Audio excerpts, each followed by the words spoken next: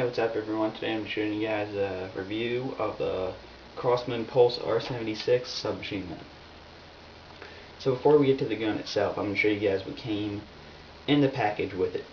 Now if you look on top of here, you might be able to see it. There's a few holes, and that's for this weaver rail system that I took off. It's one rail on top, one on the side, and one on the other side.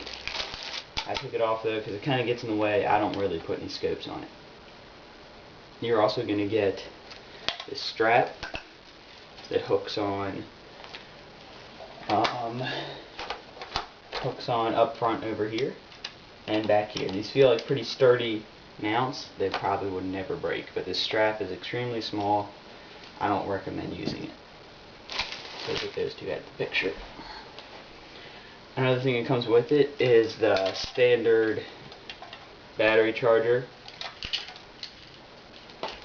Don't really have any info on it. This is the battery that came with it. This is an 8.4 volt, 1150 milliamp, 9-cell stick battery. It's a pretty good battery. You could probably fit a 9 volt, 9.6 volt in the gun, but I wouldn't recommend doing it. It's a plastic gearbox. You're probably going to strip it.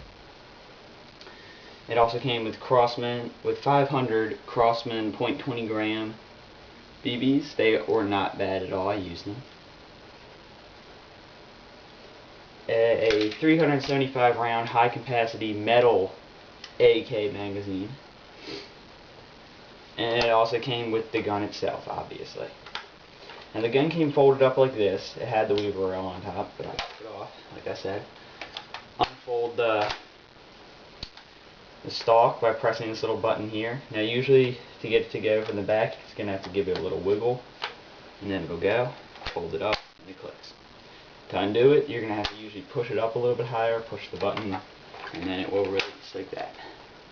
It's very sturdy, a little bit wobbly after a few months of use, but nothing to worry about at all. It's still a metal build.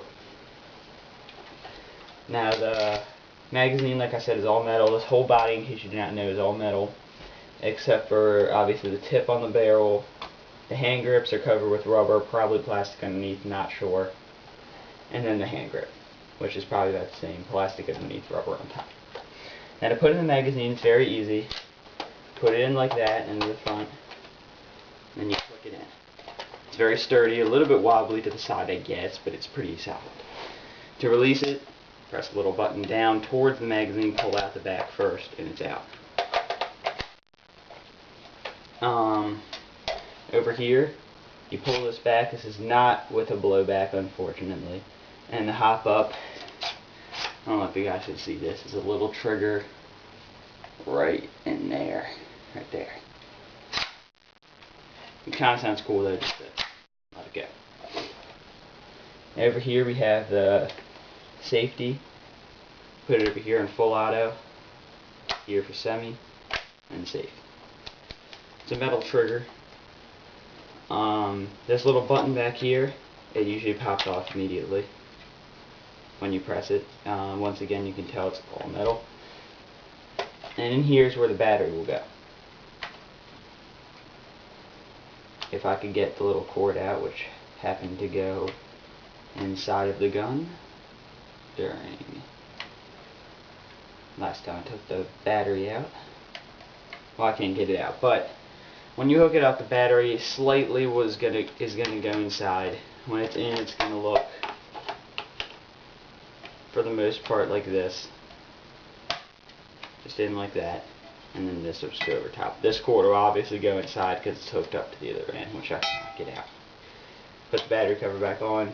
Got to push it forward first, and down onto the back. Flex right down. So it's a pretty solid build. For anybody that did not know, this is 375 feet per second with 0.12 gram. I recommend that you use 0.20. It brings it down to about 320 feet per second. Not a bad beginner's gun, fairly decent. As you can see, this is a AK-47 or AK-74 type of a build, so you can fit most magazines into it. I use this magazine with many of my other guns.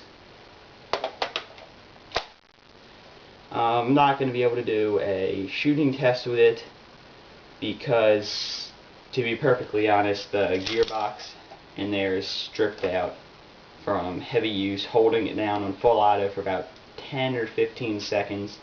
Don't recommend doing that using short bursts. I'd say about three or so seconds maximum. The clip does require a lot of winding because it's high capacity, and there is no little hole for you to put the winder into it to do it quicker. That's a huge setback. But other than that, I would say this is a very good gun for beginners. About $135 from Pyramadator.com. They ship extremely fast. Over here in the Western Maryland area, they say it's about 3 to 5 business days. They ship in about 2. So very happy about that. Orders over $100 for free shipping. They give out tons of coupons if you sign up for their emails. Basically, it's a very good website. I would definitely recommend using their customer support. Is great, especially when I stripped out this gearbox. I bought many of guns, tons of ammo from them. They do big deals on the ammo, $8 for 5,000 in some cases. So yeah, that's about it. This wraps up my review of the Crosman Pulse R76.